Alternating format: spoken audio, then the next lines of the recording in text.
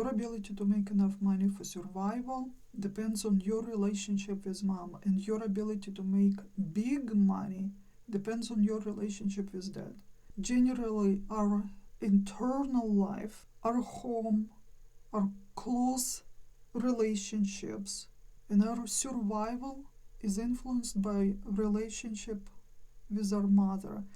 And our external life, the way we see ourselves, the way we behave in the society, our status in the society, our big achievements, our ability to earn big money, that all influenced by the relationship with our father, which tells you that your struggles may be a result of your tensed relationship or your rejection of your mom or dad or both. Of course, I understand there are all sorts of parents, and I'm not talking here about forgiving your parents for what they did or didn't do for you. I am inviting you to look closer and try to understand that they did the best they could, the best they knew how. They too tried to survive. Understanding does not make it okay what they did or didn't do, but it will help you to accept them. And it's not always an extreme situation. You may believe that you have a wonderful relationship, but still there is some part of you may reject some part of your mom or dad. In any case, if you're struggling in life, it's worth looking into your relationship with your parents.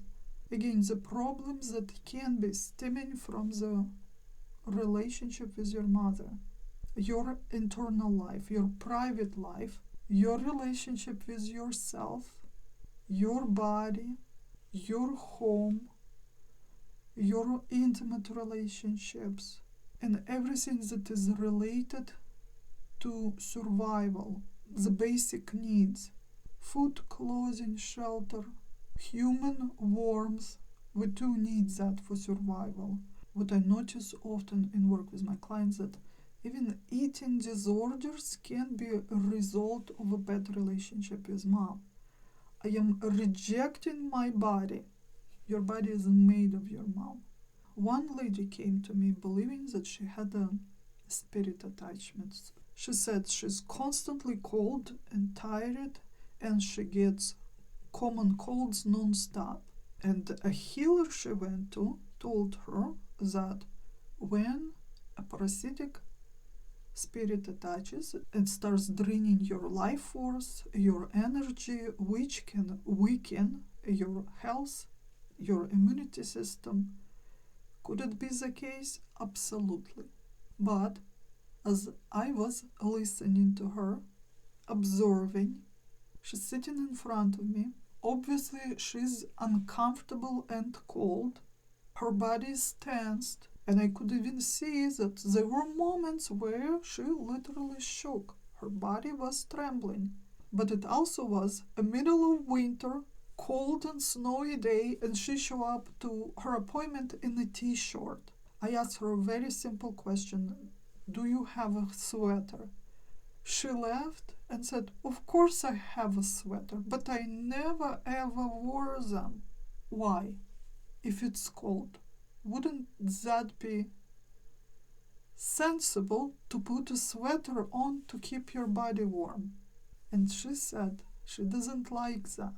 Long story short, her mother was a very reserved woman, emotionally reserved. My client even described her as a cold and stern woman. And she kept repeating, cold. My mother was so cold. Everything she did was cold. She kept using the same descriptions: cold, cold, cold, cold. And we know no matter how bad the mother is, the child still longing for her. And doesn't matter how grown you are, how independent you are, that little child inside you still longing for mom. And in this case, they didn't speak for years now. My client couldn't just pick up phone and call mom, hear her voice. She couldn't go for a visit, but her mind has figured out the way to stay attached to mom by recreating the sense of coldness she perceived from her mom. Although here it wasn't emotional, it became literal. The woman refused to wear a sweater even when it was really cold and she was shaking. She refused to keep her body warm even when her health started to suffer and she continuously was sick. But this is only way her mind could figure out to keep the mother in life. So how you are recreating negative experiences in your life to stay in touch with your mom. Maybe your mother didn't have enough milk when you were a baby, so you were hungry all the time. And maybe now, to feel mother's love, you starve yourself. Or maybe your mother was yelling at you all the time, so now you put yourself in the toxic relationship to have somebody yelling at you just so you can experience what your mother gave you. And doesn't have to be that drastic to affect you through your entire life. When I was little, and we would go shopping, and if I asked for something, my mom would always reply in the same way. When you start working and make your own money, you can buy yourself whatever you want. Here I am shopping with my son, who's an adult now. We're walking by a boutique and I see a very beautiful dress in the window. I looked at it, said that it's so pretty, and then we're walking back, we pass in the same boutique. I looked at this dress again, let out a big sigh, said it's so beautiful. I wish I could have it, as though it's forbidden to me. My son looked at me, didn't say anything, we were walking away. Then he said, I forgot something, let's go back. We're walking by the same boutique, I'm looking at that dress again, and I'm saying, I wish I could have it. And my son says, why couldn't you? I mean, at this point, price doesn't even matter, I can afford anything I want. So he's pulling me by the hand, let's go buy your dress. And this unexplainable force stops me in the doorway. And I say, I can't. I'll buy it when I'll make more money. And my son looks at me and asks, how much more money you need to make so you can buy yourself a dress that you want? And I can hear my mother's voice. When you earn your own money, you can buy yourself anything you want. I've been working all my life and I earned so much money, it's not even appropriate to say it out loud. I can buy anything I want and I cannot. Because I'm a good girl and I love my mom and I miss her very much. And this is the way my twisted mind figured out to stay connected to her. So how do you stay connected to your mom?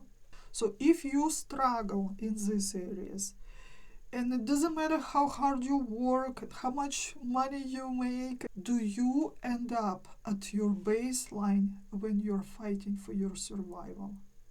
So if that's the case, look closer into your relationship with mom.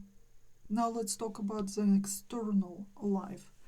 Your work, your status in the society, how you position yourself, your confidence, where you are right now on your social ladder depends on your father.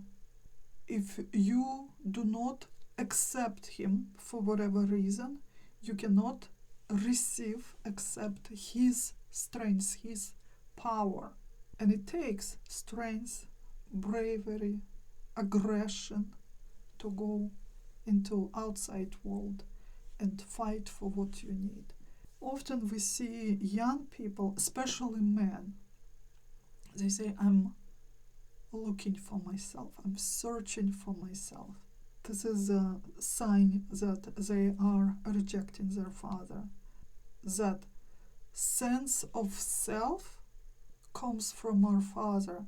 This is around age of 8 when we start to separate from our mother. Until that age, we're one. Our mother is not even seen as a separate being. We do not have very strong sense of self. So if you have a father that wasn't fully present, or maybe is a poor role model, you will struggle with sense of self, with confidence. You will not build traits that are needed to go out there and achieve big things. And it takes aggression. Your mother cannot teach you that. And we are living in a society where the entire generation is raised by single moms. And as a result, we have all these men who don't know who they are, who are lacking confidence, who cannot build a career, who cannot make good money. Yes, maybe they have a job or even business. Maybe they are able to make some money that are enough for survival. And we see how many men are now way too comfortable in the fields that are traditionally viewed as female-dominated. Even here on YouTube, look how many men reading tarot, guiding meditations. I'm not saying that it's wrong for men to read tarot or become a nanny or a caregiver, but I'm having problem with how they do it. How do you feel about those men who identify themselves as women so they can compete in sports against women? Why do they do this? Because it's easier.